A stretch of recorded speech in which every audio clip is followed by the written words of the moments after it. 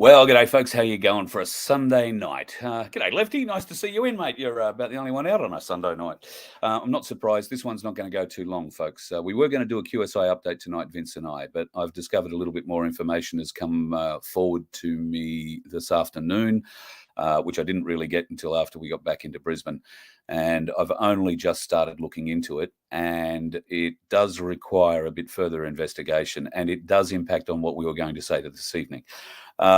Vince has just been made aware of this, and I've said that I want to go and do a little bit more investigation to try and find out whether or not certain things are linked or not. So we will go and give that a look tonight, and instead tomorrow morning, you may not be able to watch it live, but tomorrow morning Vince and I will do a QSI show.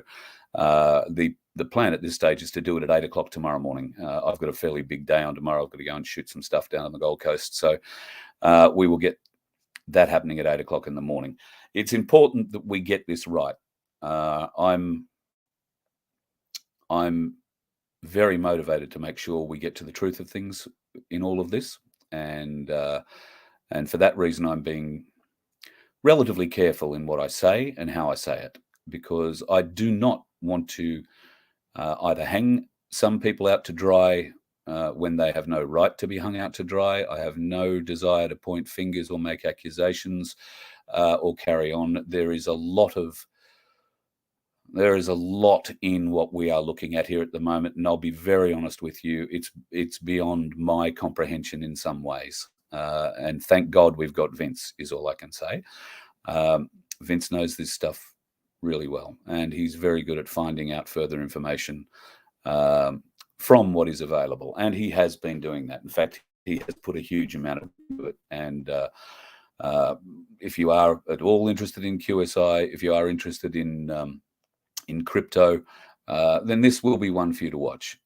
It's going to be a show where we will try and show you exactly what's happening, and if we've got that wrong, then I'll be more than happy to eat my hat and have it shown differently. But at this point, there is a lot of things going on. There is a lot of new information, as I say, that has happened in the last, well, I've only received it in the last 2 hours, and it changes the complexion of what we were going to do. So I'm not comfortable going out with what we were going to do tonight yet.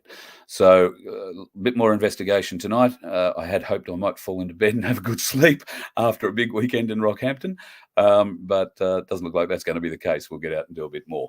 Just on Rock, can I please just thank everybody that we ran into, met, shared a drink with, shared a laugh with, shared a tear with in Rockhampton over the weekend. John and I had a just fabulous time. Thank you so much for the hospitality of Richard and Susie McDonald. Richard and Susie own an aviation business in Rockhampton, and they flew down, picked us up, and flew us back up in their light plane, which was a great experience. I love flying in light planes. I've done a lot of it. But John, on the other hand, has only ever been in one once before. And he was very quiet for the trip up, can I tell you? The quietest I've ever heard him. But the trip back, he was a lot more comfortable about it. But we had a fabulous weekend. Thank you, too, to Brett Codd, who was, another one of our hosts up there, an old mate of John's, who really, really looked after us tremendously well. Brett was responsible for the 12-year-old shivers just between you, me, and the gatepost. So I'd like to thank him very much. I also met today with the two Dezes, and I've recorded an interview with them that'll run, I think at this stage, Tuesday night. It's a very interesting, very eye-opening and sobering interview. It is very deep. It is with the Rockhampton Anti-Corruption Academy, and the Anti-Corruption Academy is all about finding the truth, all about finding where the truth was stolen from us, all about proving and using their own laws and legislations against them. It is a very good and interesting way of approaching things. And in fact, there are at least three aspects of our legal system that I've struggled with and how they've morphed into what they are. And today I found those answers talking with those two guys. It's very interesting to see where the paper trail goes. And the paper trail goes right back to 1844 in this case, with something to do with Queensland and something to do with Australia. And if you know anything about 1844 in Queensland, you might know that we weren't even a state then. So watch out for that one Tuesday night. The Anti-Corruption Academy are doing what I think will be very, very important work for all of us in the future. These two gentlemen, Des and Des, are travelling around, particularly Queensland at the moment, but they are very happy to travel further afield and do educational nights. They have quite a PowerPoint presentation, some 84 or 6 slides, and it will explain exactly how they've done to us what they've done to us, and potentially ways to fight back. But we'll talk more about that on Tuesday night. And we will continue on with the Academy, the Anti-Corruption Academy, over the next few weeks, because there are, I think, many things that we can learn from talking to the two Deses. And once we start educating ourselves, we can begin to fight back. We know what we are fighting. We know their tools or weapons of choice. We know how they fight. And when it comes to the courts, well, we all know we struggle. If you're walking in with a common law argument, or you're walking in with any alternative law argument, you are going to struggle in most cases. Yes, there might be the odd little win where people get a bit carried away, but there have been no big wins yet. And until we have an enforcement arm, we're going to find things. Now, can we convince the enforcement arms to come and join our side? Don't know. Yeah, Norfolk Island, Margot, you've raised an interest. Norfolk Island played an interesting role in today's conversation, and I would encourage you to have a bit of a look at that. These fellas have been down every rabbit hole there is, or at least that's what they claim, and now they've found what they believe to be not a solution, but certainly a way forward. So education is a big part of that, and to learn where they've done things, the symbology, once again, the symbology will be their downfall. We've learned that basically since all this bullshit began. Symbology will be their downfall. And these guys explain the symbology. They go into our crests, they go into our coats of arms, they go into the Great Seal and a great number of other things. It's well worthwhile having a bit of a listen. It's going to be quite an interesting show for Tuesday night. And then in the coming weeks, we will do a couple of 1-hour shows. In fact, we'll probably do more than a couple. The guy's presentation generally runs some 8 to 15 hours, depending on how many days you've got to spare. So we won't have you sit through 8 to 15 hours in one go, but we will break it down for you a little bit. Yep, Norfolk Island will get a mention in there too.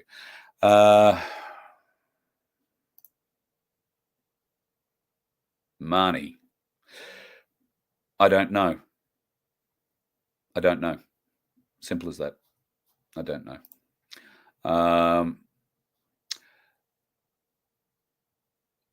Yeah, I don't know. I wish I could tell you more at the moment. I'm not prepared to go out on the limb just yet, because the information that I heard tonight does have an impact on this. And I've only heard it or seen it from one source. I need to go and have a further look. No, at the end of the day, I don't think QSI are running from anything we know. I think they are a global institution. I'm only talking to one person in Australia and one person in America. They are a global institution, and Charlie Ward is obviously tightly hooked up with them. It's a little interesting that Charlie Ward has now taken a leave of absence for a couple of weeks. Some medical, I don't know, part of the reason why I'm looking. Something going on. So I don't know exactly what, try and find out what's happening there with Charlie, but it's interesting that he's disappeared for a couple of weeks. I don't know, a week or so ago, I saw an SG Anon post from a hospital bed saying I'm going to be out for a couple of weeks too, but then again, I've heard that he's back up doing shows. So hopefully he's back on his feet and everything's going okay. Where's that question gone? People, you're typing me too fast. Here we go. What happened to the Aussie Cossack? I have no idea what has happened to the Aussie Cossack. As far as I know, he's still in the Russian consulate. He ran the event yesterday from the consulate. He essentially, I believe, organised the yesterday's rally in Sydney. He appeared via phone link, as he is apt to do. But no, other than that, I have no concept of what the Aussie Cossack's up to. He's not ringing me, and I'll be honest, I'm not ringing him. So there's not much he can do for us while he's sitting in the consulate. All he can really do with great accuracy is talk about Russia. And he does a great job of that. So he's bringing the news coming out of Russia and Ukraine and doing a great job as far as I'm aware of that. He's not really useful inside the Russian consulate to anybody. And in fact, I wonder the relevance that he'll have once he's able to get out of there and how long it will take him to get out of there. I'm genuinely concerned for him and for Mrs. Cossack. I know that Mrs. Cossack doesn't particularly want to be locked up in the Russian consulate, and I'm sure she's not locked up. She's free to go. She's free to go out and go out in the public should she so desire it. But she is very fearful of the police, and I don't blame her. I don't blame her one iota. In fact, the police have been quite brutal with Mrs. Cossack in their handling of her, and I think she has every good reason not to want to go outside, particularly without her husband. And of course, if he goes outside, they're going to lock him up and they're going to throw him straight into Silverwater Jail, where he will commence a sentence that he was given unlawfully, I'm going to say, because the hearing that sentenced him wasn't even set down for the day that it happened. The Cossack was never there to represent himself. His lawyer happened to be at the courts, and they rammed this thing through, and the lawyer could do very little about it. So the plan for the police is, as soon as the Aussie Cossack sticks his head out, they will arrest him, they'll throw him in Silverwater Prison, and he will need to fight an appeal from prison. There's 12 months, I'd reckon. At least 12 months they'll keep him locked up. So his motivation isn't to get out. His motivation will be to stay in the consulate until all that can be sorted out. My problem with that logic is I don't know how you sort that out from the consulate. Obviously through lawyers, but it's a slow, laborious process. And at some point, he's going to have to come out and appear in a court. It's a hard position for him to be in, a very, very hard position for him to be in. I don't envy that position at all, and I pray that he gets out of it without too many more scars, as we all want to get out of this without too many more scars. So all power to him. It's unfortunate that I think at the moment the freedom movement is being fractured in a number of different ways. It's hard to put the Cossack into that fracturing frame. However, he is a part of the fighting team, and he was a good part of it. Now he's a bit limited. He can't get out and do that we know and love him for, but he does get very good intel about what the Russians are doing in Ukraine. So he certainly found the niche. There's an interesting one. I believe Julian's father appeared at the Sydney rally yesterday. Julian Assange. Where is Julian Assange? Certainly not in Belmarsh prison, is my estimation. I don't think he's been in Belmarsh prison for a long time. In fact, talking to WikiChick, we've got to get her back on again. Talking to her about a week ago, we both are of the opinion that he is not locked up in Belmarsh. Of course, that is exactly what the mainstream media will be telling us.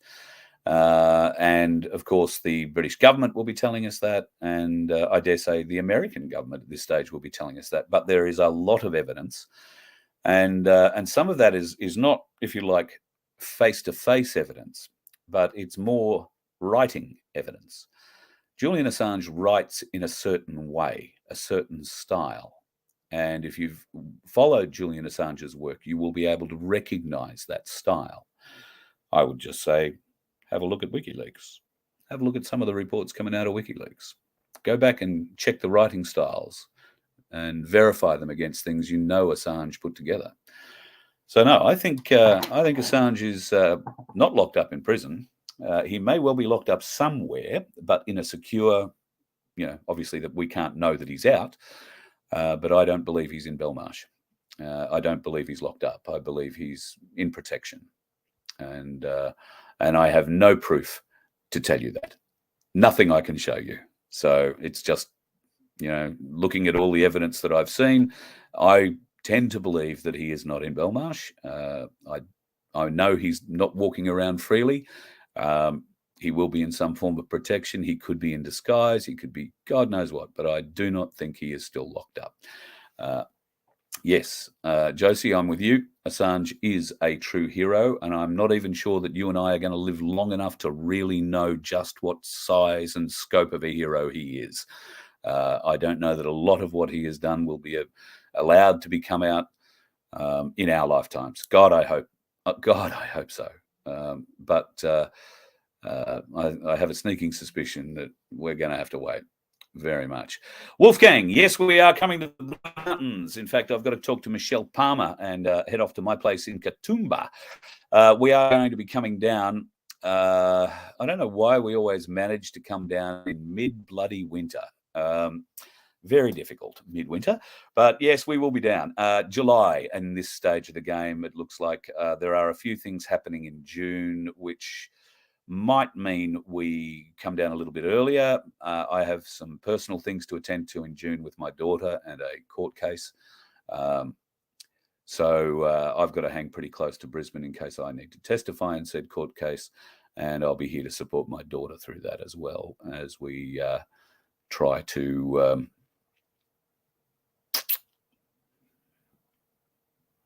can't say what I want to say. Let's say I'm going to that court looking for justice. I wonder if we'll get it. But yeah, anyway. Veronique, just back from Gladstone. No, Gladstone? Frankston. There you go. I flew over Gladstone today. Hello to everybody in Gladstone. Yep, Frankston, good day yesterday there. A bit wet. I was speaking to Darren after the event. He was very happy with the turnout, although it was smaller than hoped. But the weather was pretty diabolical, I think, down there in Melbourne yesterday.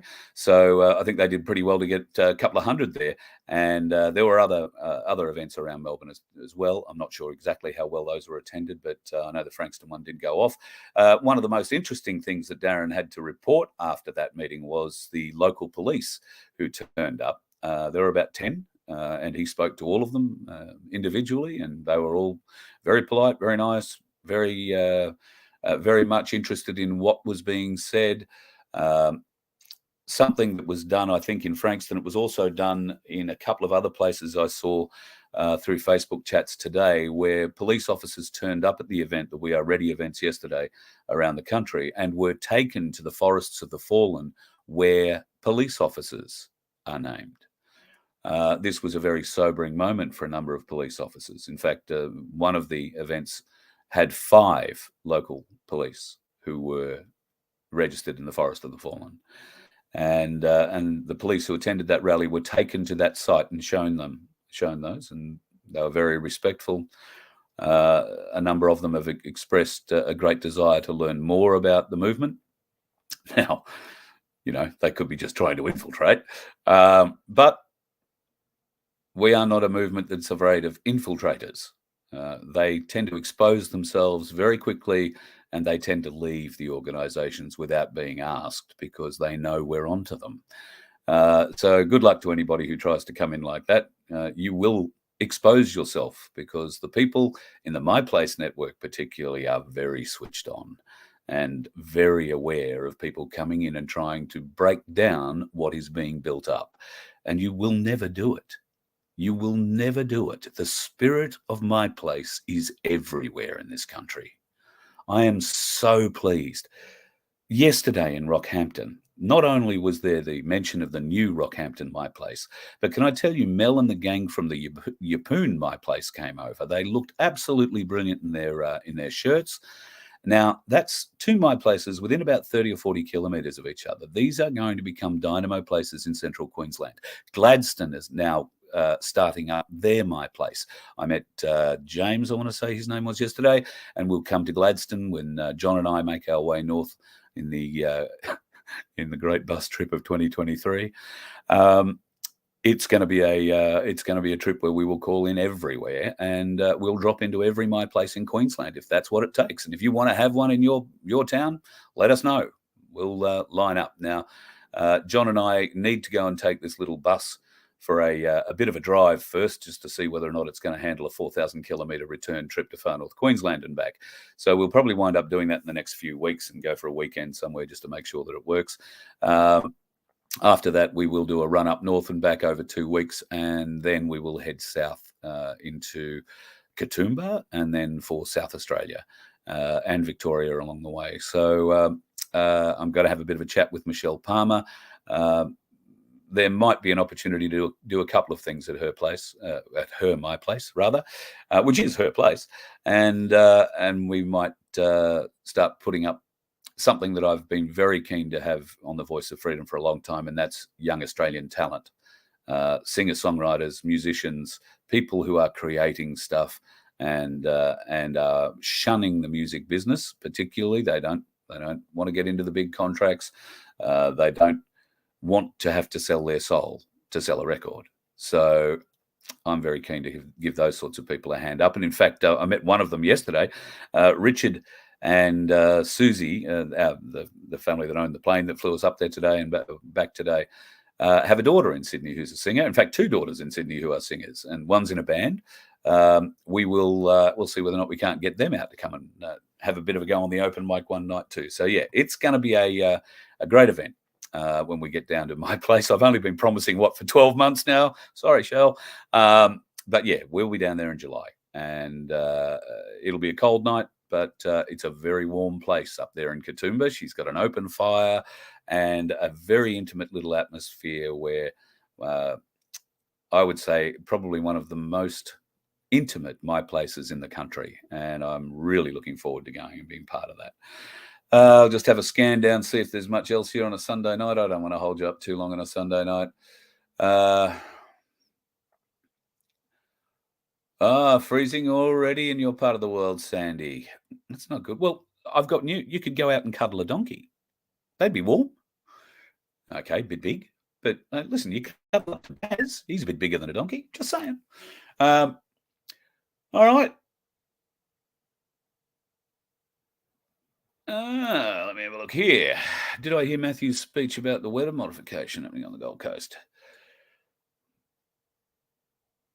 That's interesting. No, I haven't seen that speech, but I will find it. And 28 cooked by microwaves.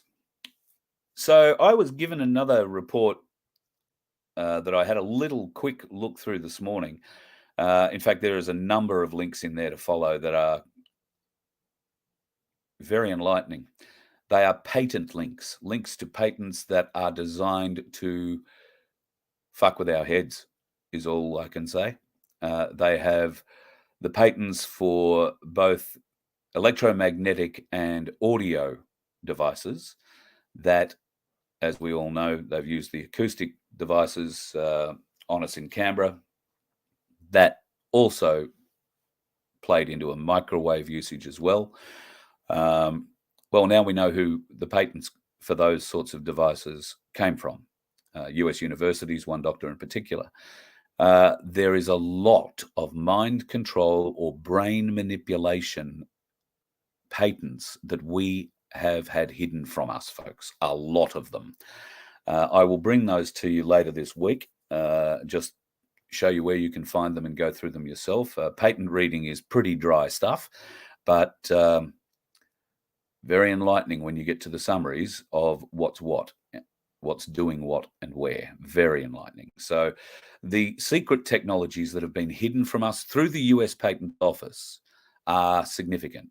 They are electromagnetic, they are oral, they are, oh God, there's about 6 or 7 different patents for ways to alter using frequencies to alter your mind, to bring on different things in your head, and to create a pathway to program you, like patents on how to program you. I shit you not, it's all there. Very, very frightening stuff.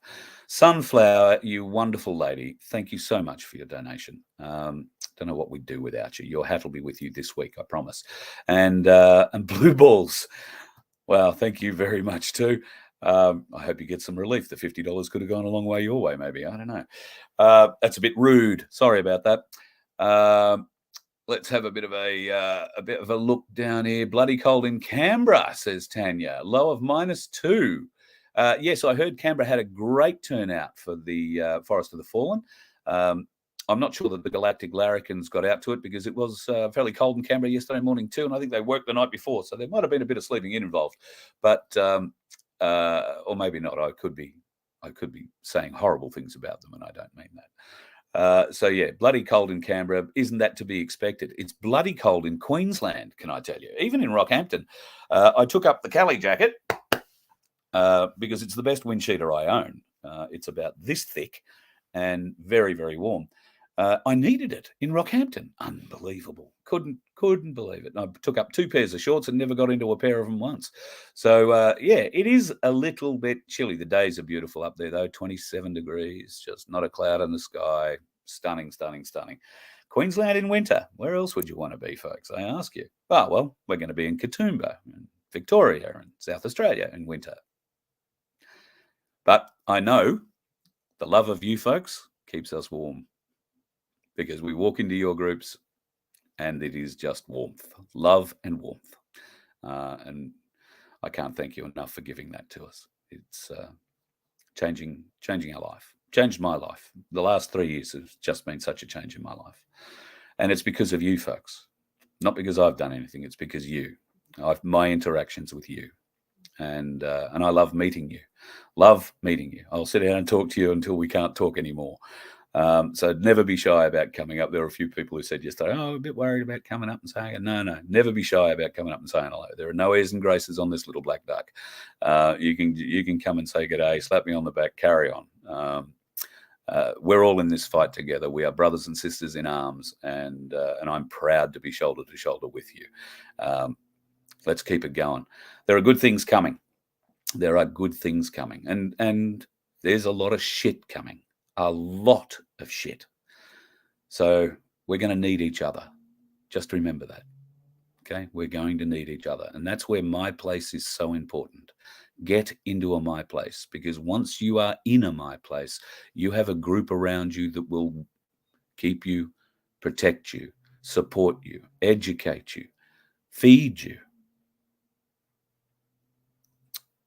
And all you have to do is play your role. Be a good part of the community. Work for the community. Help others. And through others being helped, we help ourselves. So, my place. Get one in your town if you don't have one yet. We will come. We will help. We will do whatever we can. In fact, we're trying to extract Darren Bergworth and bring him out on a 2-week tour around the place. But trying to get the guy to leave Melbourne is really hard. He's a busy man. He's an important man. Got a lot going on. But we will get him to every my place around the country eventually. And if he doesn't come, I will. And I will bring whoever is wanting to come with me. That we'll do with John. I plan on stopping at every my place in Queensland. If you are already open, already have a venue, already running, great. If you are thinking about doing it, if you don't have a bespoke venue, don't worry about it. If you're talking about getting a my place together, and maybe your town is going to be somewhere we'll drive through around lunchtime, then let's stop at a pub and have a lunch. Let's talk about it. Let's get it moving. Because I know everywhere that a my place takes seed, unity and community benefit. Unity grows, community benefits. So it's a way forward, folks. I think it's the best way forward for us all. No hopium involved with my place. None. It's hard work supporting everybody. But boy, it's very rewarding work, and you are working with people who are so dedicated to the same thing you are. It's very easy work to do at the end of the day. It's can be hard, can be long hours, but trust me, it is some of the most rewarding work you'll ever do. And establishing a my place in your town could well be a legacy that is going to continue well beyond our days. I think my place can be built into something that big. So bear that in mind. Josie believes that Julian Assange is safely on a ship. I would say a ship would be the best place to keep him. Yep. Very, very difficult to go and get seen there. Coolum and Nambour, my place, just started up. Yep. Nambour, I think, having their first meeting early July. I want to say it's the 3rd of July at 10 a.m. I will get Camillo on and tell me all about that one. It's a morning meeting in Nambour. They have a venue already, just on the outskirts of Nambour. So that's going to be awesome. And yes, we will be coming to Noosa and Coolum by the sound of it. So Noosa is my place, is trundling along quite nicely. Great to see Coolum setting up. We'd love to get one in Caloundra. What about one out in the hinterlands on the Sunshine Coast there? What about up in Mullaney or maybe Palmwoods or Mapleton? You know, there's some beautiful areas up there. Get a lot of grey nomads, and who knows? If you've got a My Place up there, you just might get a few more drop-ins. So yeah, there's My Places popping up everywhere. And if you want one in your town and you don't know how to do it, please go to myplaceaustralia.org or go to My Place Frankston on Facebook. Just search that and then type in, you want to start one up in whatever area you are. Somebody will get back to you with details on how you can do it. There is almost a blueprint. And it's best that you follow the way I think that Darren has and his team have structured this. They've been doing it now for a couple of years. They found the pitfalls, they found the shortfalls, and they found the way to really make things happen and happen quickly. So, yeah, let's do that. Happy. I don't have a Grindr account. Is anybody surprised? I'm just trying to think. There are some big celebrities who run Grindr accounts and are very open about it, aren't there? Stephen Fry being the only one I can immediately think of off the top of my head. But I do know that there are more floating around.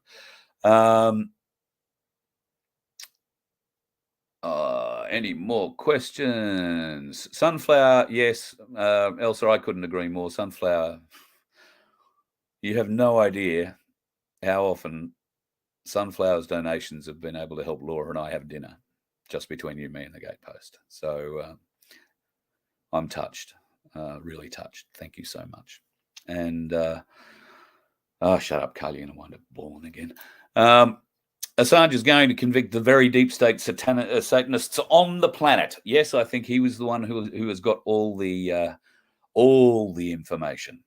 I think everybody forgot about the WikiLeaks whistleblower dump site.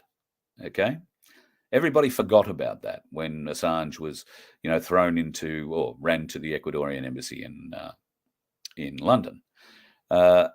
Did that WikiLeaks Dropbox close? Nope. How many more whistleblowers do you think threw stuff in there beyond Seth Rich? You might remember Seth Rich was the Democratic Party professional in charge of their online business, was murdered, robbed in the street, although they didn't take anything. 4 o'clock in the morning. They didn't take his wallet. They didn't take his shoes. They did take a USB that was supposedly containing all the secrets. But he uploaded that and others, I believe, into the WikiLeaks system. Now, what if there were other whistleblowers in the last 10 years? Let's face it, there would have been. And they used that WikiLeaks Dropbox. That's where it's hidden. So, yeah. Sick, cruel, despicable monsters. That's exactly how you put it, Sunflower. Exactly how you put it. Sick, cruel, despicable monsters. There will be no mercy. None. I had a conversation with somebody before I went up to Rockhampton who was saying, oh, look, if you believe in God, then, you'll believe in forgiveness. There will be mercy. God shows no mercy to those who abuse the laws of creation, abuse his creation. There is no mercy. God is a hard God. I've had conversations with a lot of people who say, oh, look, if God was a good God, why are children still dying? And why are, we still going through all this? Well, God never said he was going to fix everything for us. God has always said we are free to make our own decisions. He also says that we are to deal with the consequences of our decisions. God is not there to be saving you from the little things in your day. God is there to save you from the bigger things that are coming for us all. And if you do not look after, I suppose, God's word in the little ways, then you can't expect to be helped when God is helping in the big ways. So there is an interesting argument put forward by atheists that suggests that, what sort of a cruel God would you, bow down to? Nobody ever said God wasn't cruel. Nobody ever said life was easy. Certainly not God. So we have to take responsibility for what has been created in our world. And we have to stop it. Yes, with God's help. Yes, with faith. Yes, with prayer. But with action. Our action. That's what God's looking for. God's looking for more of us to stand up. More of us to believe. More of us to truly understand this is a biblical good versus evil battle. And little things in a battle happen. Big things in battles happen. Children die in battles all the time. Yes, does that make God cruel? No, God didn't fire the weapon. God is trying to get us to wake up to ourselves so that we stop the bastards. We don't give the bastards the control of the weapons. But it requires us to stand up. We are the white hats, folks. We are the white hats. That's how we have to view this. It's all great to have the hopium of the white hat dream. But at the end of the day, it's people like you, like me, the people that turn up to events like the ones yesterday and my places around Australia and the events that'll happen next week and the week after that and the week after that. That's what we have to build. We have to get more. The seesaw is not yet tipped with the weight on our side. That's what God wants from us. He needs us to wake more people up. Because otherwise it's just going to look like a little shit show to a lot of people, and us will be saying, oh, that's God doing that.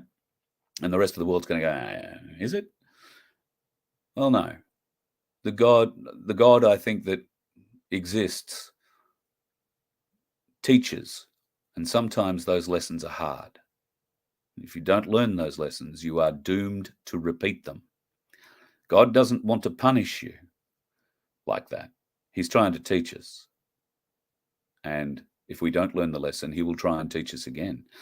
Have you ever noticed in your life that problems you sort of put on the back burner and I'm not going to deal with that, not going to deal with that, not going to deal with that, not going to play with that, and you walk away from it for years.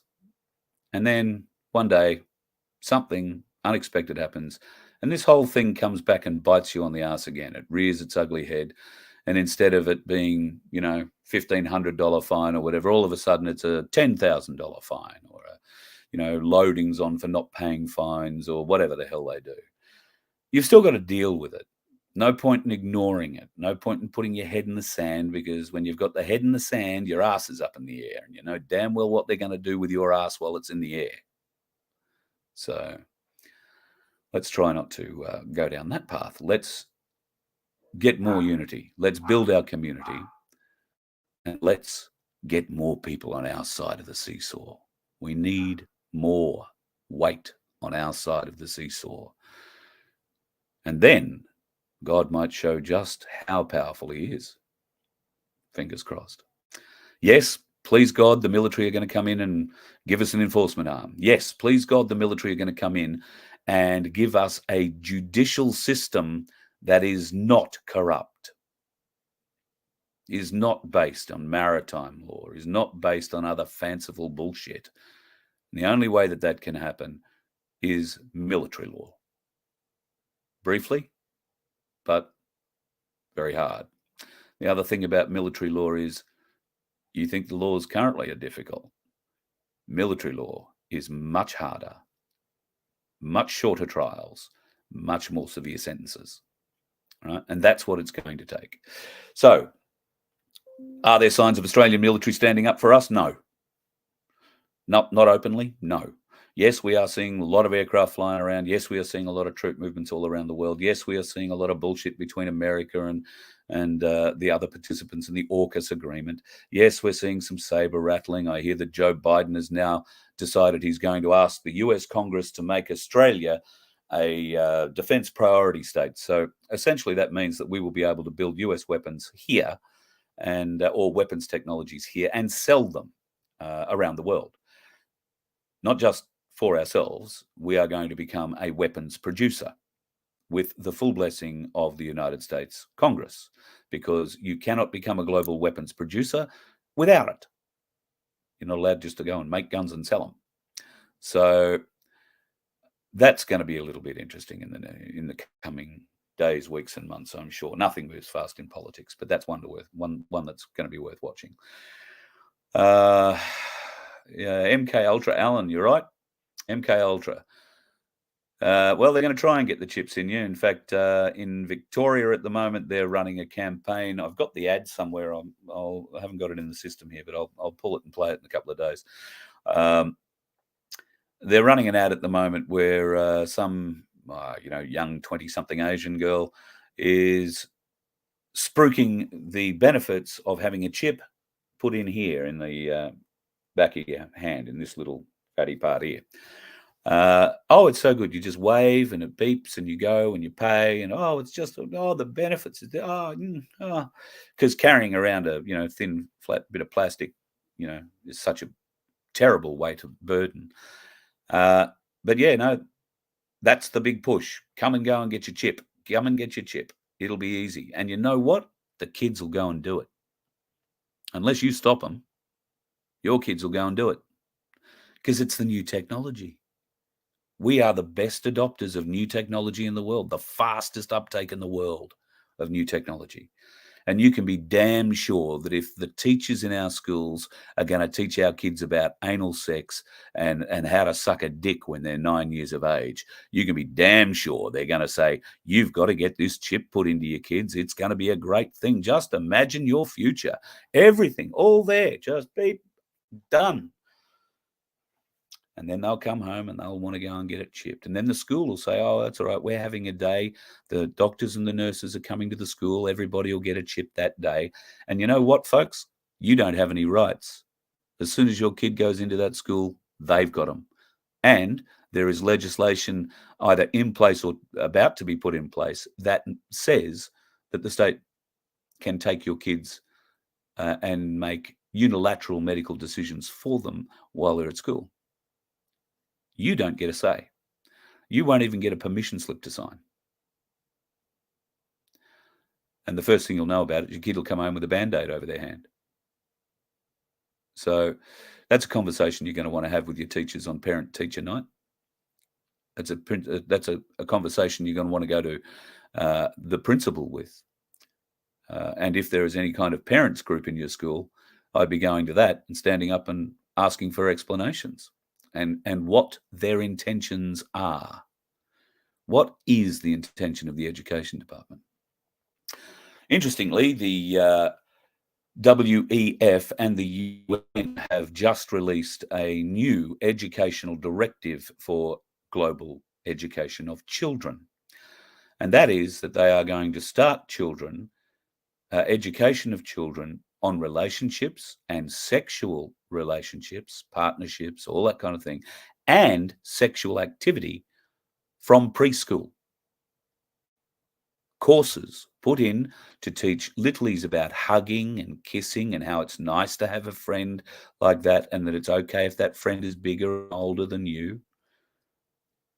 This is indoctrinating our kids into pedophilia.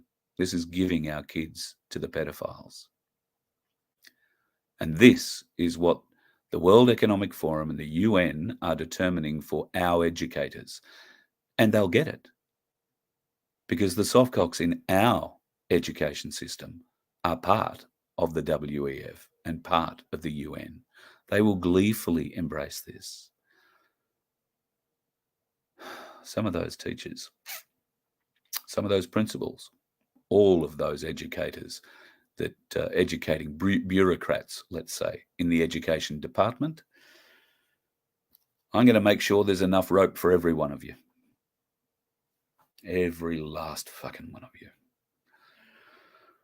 Do the artists need to be young? No, absolutely not, money. Do not care about age. If you are a talent, you're writing your own material and you're singing it and you can sing, I mean, please, I'll say it now, please, let's not have two cats fighting at these events, all right? If you want to come and sing, but please be able to sing, all right? This isn't, a bad Japanese karaoke night. We want to show talent, not people who want to be talent. If you want to be talent, we'll have another show for that. But these events are for people who sing, who know what they're doing, who are writing songs and are trying to get a go. And what we'll try and do is film every one of these events and film a film clip for you. So you give us the right to play the film clip without any YouTube issues, and we'll promote the hell out of it for you. You can write your own songs. We want to know about it. If you can sing your own songs, great. If you're a writer and you want to find someone who can sing, we will put you together. If you know how to write lyrics but couldn't write a note of music, we will help you find someone who can. That's what My Place is about. You will find everything you need at a My Place. And Michelle Palmer at Katoomba, I cannot wait to come to your place. It's absolutely spectacular. Thank you, Veronique. Love you dearly. And thank you for sticking your hand in your pocket for a sticker. I really appreciate it. Freezing wind too. Where are you, Linda? Had a freezing wind. Don't like freezing winds. They're a pain in the bum. I've got a fire outside that I should be getting back to. It's probably burnt out by now. Well, Daryl, you can always have a face-to-face chat with me, but you'll have to find me. I don't know where you are. So if I come close, come up and say good day. Love to see you. Saw a lot of people yesterday in Rockhampton, and the night before we went out for dinner in Yeppoon. Fabulous group of people at the Railway Hotel in Yeppoon. What a meal! Stunning meal. Last night at the Bavarian, pork knuckle. Wow. John had one for breakfast, so he did okay. Yeah, big night last night, though I only drank half that beer. If you saw my Facebook photo, I won't tell you how we wound up with the biggest glasses of beer in the place. We thought we were buying jugs. That's all I'll say. All right. Can't see too many other questions floating down around here, so I won't keep you hanging around too much longer on a Sunday night. All right, just to say, the QSI show tomorrow morning, 8 o'clock in the morning. I know, shit house, Monday morning, you've got to go to work, got to get the kids off, awful time. Don't worry about it. Just listen to it when you can. We will endeavour to try and fill in a few of the blanks and bring you up to date on whatever else we find. I don't know. I'm not completely sure. No, I'm not going to preface anything.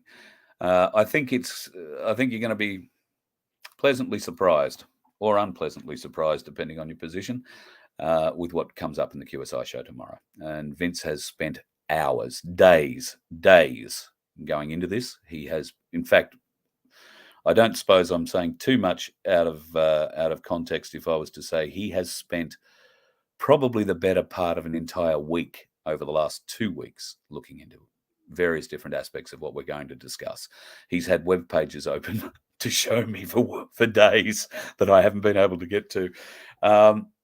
So yeah, there's a lot of work gone into this. So tomorrow, 8 a.m., Vince and I will put it down for you over the course of an hour or so. You have a listen, decide what you think for yourself. We're not going to tell you one way or the other. It's not my job to tell you what to do or how to do things. My job is to simply show you what I find, and you can make a decision from there. I'm happy to tell you how I feel about things, but that is in no way meant to push you in that same direction. I'm not about pushing people in directions. I'm simply about getting questions answered. And if I can ask the right question, then maybe we get a little bit more in the answer than we had earlier. Some feedback. Well, the only feedback I've got on that is I hope the copper is charged, and I believe he's been taken out of the police service, put on paid leave, and is facing some sort of investigation. There are 2 police involved. Only one of them pulled the taser. He was a senior constable, which strikes me as a little bit strange. Although the senior Connie who's been in a little bit longer, probably a little bit more indoctrinated, probably feeling a little bit more powerful than the Connie that was probably with him. So that lady, unfortunately, is receiving end-of-life care now in a hospital down in Victoria, New South Wales, wherever it happened. Her family are sitting at bedside watch waiting for her to die. They do not expect her to come out. She's unconscious as far as I know. The family have been very vocal and are continuing to be very vocal. The New South Wales police commissioner, whatever her name is, has pretty much come out and said, we are never going to go and see the body camera vision by the police, so we're not going to see what actually happened and how threatening this 95-year-old woman carrying a steak knife and on a walker was. I mean, I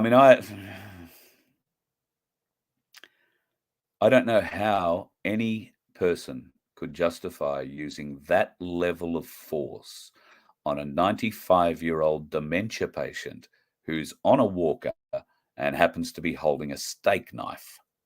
Now, she had a machete. All right, maybe. But she had a steak knife. Did she even know it was a steak knife? Did she? How would you know? We don't know what her dementia state is like. For all she knows, she could have been carrying a bit of sausage. Carrying her handbag. It could have been anything. But clearly that senior constable, only about probably 60 years younger than her, felt threatened enough to tase her. I don't know how fast 95-year-old women move on walkers, but I would have thought you'd have enough time to evade her waving a steak knife around. And I'm pretty confident that had an officer gone around from behind her, she would have forgotten they got there, could have come from behind her and disarmed her reasonably easily and without breaking her wrist or her arm or her shoulder or throwing her face first into the ground. No, just hit her with 50,000 volts or whatever it is and have her writhe around on the fucking floor. I hope that copper goes a row. If she dies, I hope he's charged with manslaughter. I do not see how he has any way of avoiding a manslaughter charge other than friends in the fucking force. If she dies, I cannot see any way he can avoid that charge. And that body camera footage will be very important evidence. So whatever the New South Wales Commissioner says, we'll see it. Might take a few years, but we'll see it. Sunflower. I said earlier tonight that Charlie is going into hospital. He's had an MRI scan, and he's not going into hospital. No, he says he's quite well, and he's just going to have a break for a couple of weeks. Okay, that's what I've heard. The poisoning thing doesn't seem to have been a thing, but gee, it's a great story, isn't it? Yeah, it doesn't seem to be a thing. I can't see Charlie Ward being poisoned. If Charlie Ward is as important as Charlie Ward would have us believe he is, if he has such deep knowledge of Nasara, Jasara, the quantum financial system, all that sort of stuff, he'd have food tasters. All of those people are going to be looked after, particularly if they are global mouthpieces like he is. Wouldn't it be great if you could slip him a Mickey? But Nobody gets it. Look, if you were going to get poisoned, if somebody was going to poison you, they would give you enough poison to kill you, not send you to hospital with a headache. That's pretty much what's happened. So yeah, I don't think he's been poisoned. I'm not saying that there's not anything wrong with him, but I am saying it's an interesting time to go sick, isn't it? For a couple of weeks. Just saying. Deborah, God gave us free will. Thank you. They are the words I was looking for and really couldn't find, Deborah. Yes, God gave us free will.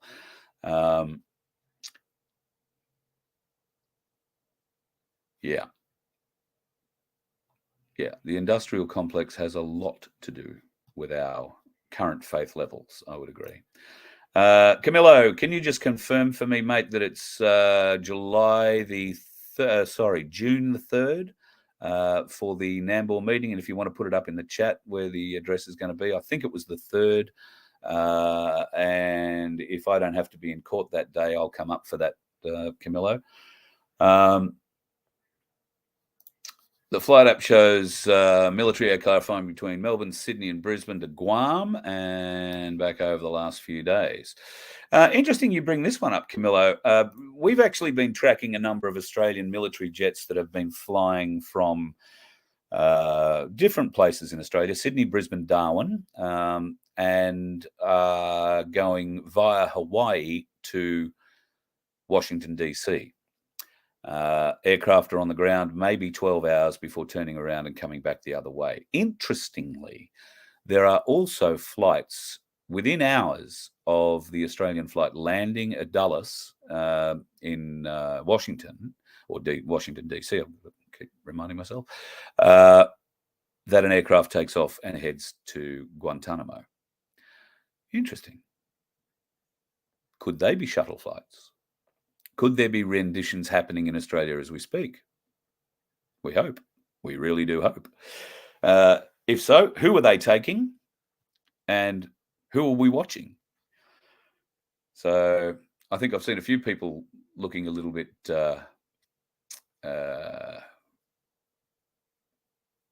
squirmish around those sorts of questions. Well, Vince is in the chat. So there you go, folks. You can put your hand up and thank Vince because he has done a huge amount of work on this QSI stuff. And tomorrow morning, 8 o'clock, we will do what we can to get it all out. All right. I think I've answered just about all the questions I can see.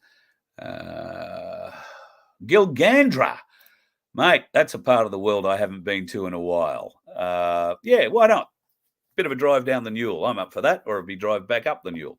Yeah, Gilgandra, lovely part of the world. I think I've stayed in Gilgandra once or twice too over the years. Did a show with Col Elliott in Gilgandra too, from memory, when I was his tour manager years ago.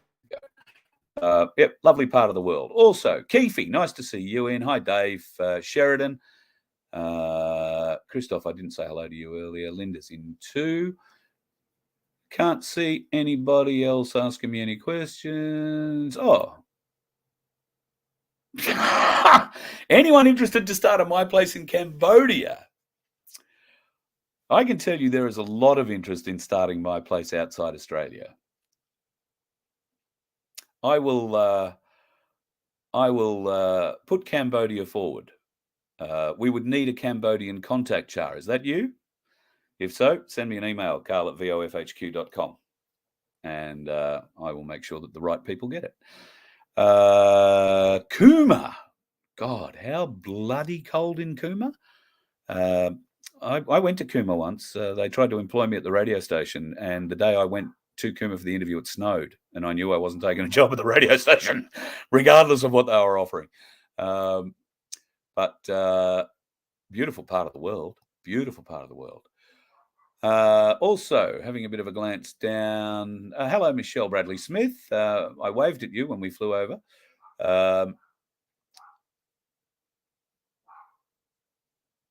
I can't see any more questions. My 96-year-old nan used to lose the plot when she got a bladder infection. How dangerous was she, Sandra, with a steak knife? Did she lose the plot that badly? I'm just saying. I realise bladder infection can be pretty painful, so it'd probably drive me up the wall.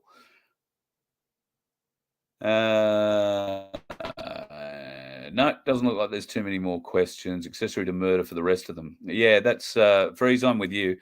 The secondary policeman should be charged with, well, certainly accessory to whatever the charge is. He should have counselled his other officer, and they must have found something.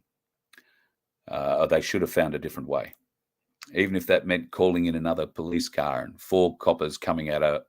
They all wear stab vests, the police, right? So even if she was fast enough to stab one in the chest, it wouldn't get through. So, okay, yes, you can cut a hand or an arm or an artery, yes, I understand all that. A 95-year-old dementia patient, knife. The question I am just having dawn in my head is, how many 95-year-olds do you know that have the teeth to eat steak?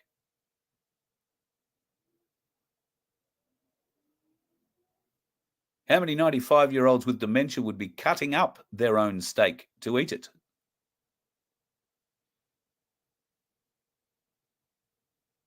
Starting to think this is looking like a false flag somewhere.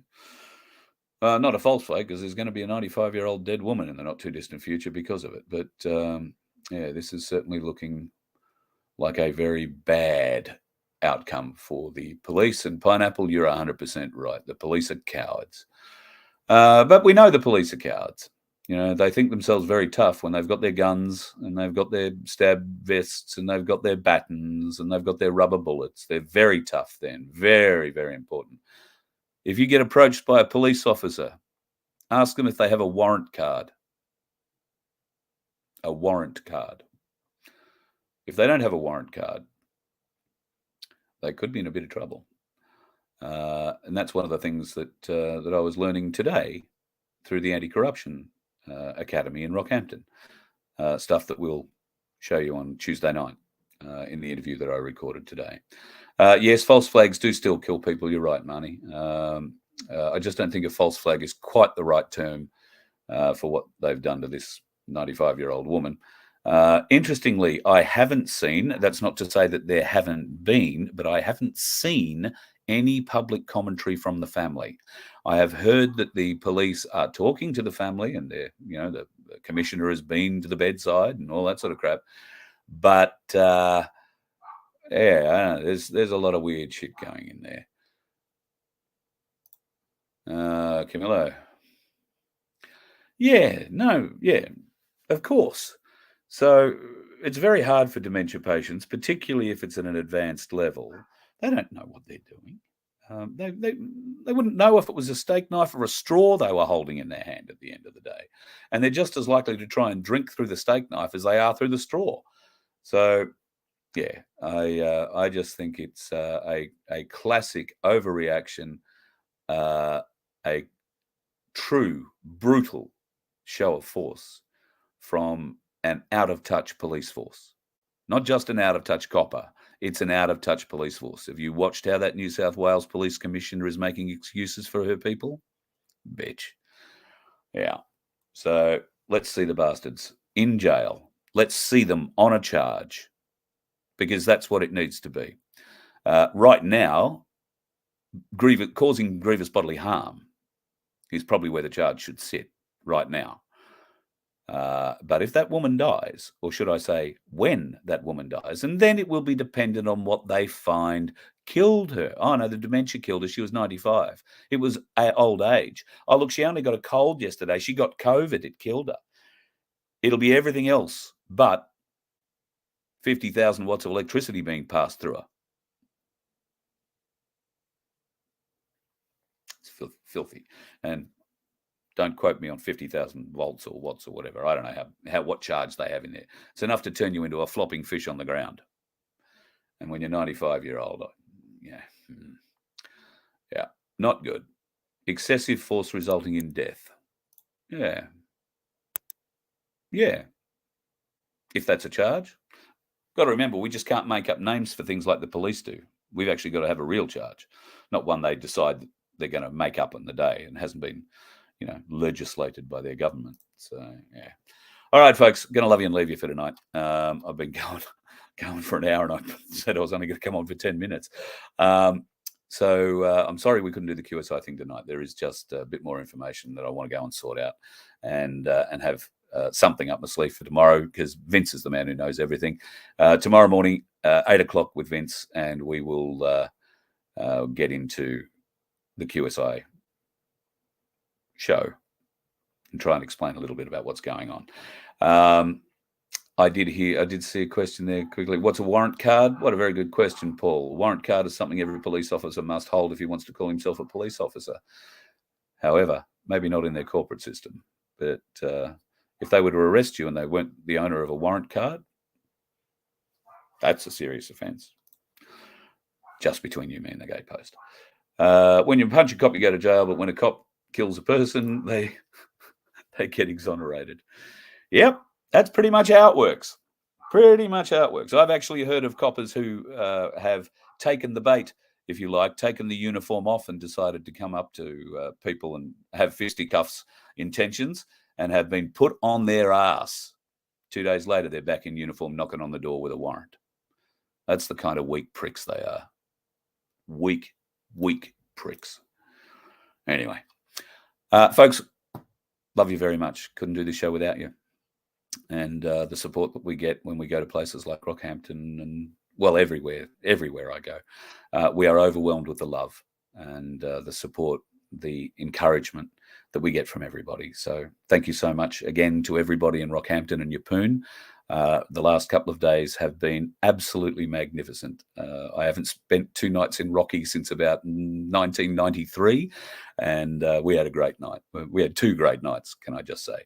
And met some wonderful, wonderful people, now part of our family. And you can be part of our family. We're happy to come to your place. We're all in this together, folks. So I just can't wait to come around and meet all of you. Every last one. Every last one. We are going to unify, folks. We are going to be together. We are going to be shoulder to shoulder. And we will beat these bastards. We will. You let one ant stand up to us, then they all might stand up. Those puny little ants outnumber us 100 to 1. And if they ever figure that out, there goes our way of life. It's not about food. It's about keeping those ants in line. That's why we're going back. Does anybody else want to stay? Let's rock!